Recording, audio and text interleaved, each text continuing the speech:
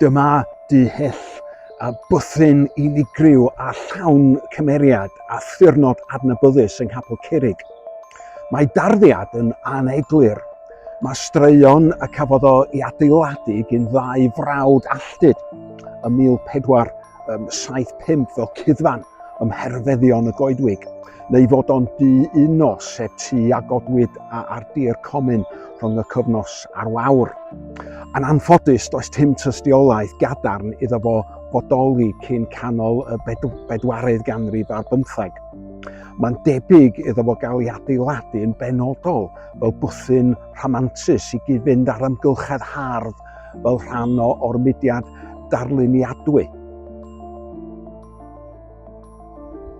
O 1928 ymlaen, roedd yn eiddo i Edward a Lilian Riley, oedd yn rhedeg stafell de boblogaidd yma. Pan oeddwn i'n fachgen bach yn y 60au, roedd chwilio allan am y tŷ Hyll yn un o uchafbwyntiau'r daith yn ôl adra ar ôl gwyliau yn Rhosneigr yn Sir Fôn.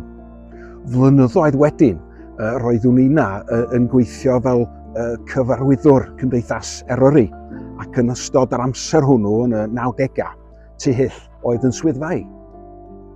Prynwyd tŷ Hyll gan Gymdeithas Eryri ym 1988. Mi gafodd ei adfer yn fedrus gyn Peter Kirby, gŵr cadeirydd y Gymdeithas ar y pryd, Esme Kirby.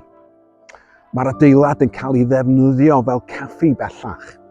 Gallwch fwynhau paned a adfywiol o de a chacena blasus yng nghyffunia prydferth Dyffryn Llugwy. O gwmpas y tŷ mae yna ardd bwyd gwyllt hyfryd a choedlan hynafol o goed derw a bedw gydag isdyfiant o goed cyll. Mae o ar agor i'r cyhoedd am ddim. Beth am alw heibio am goffi?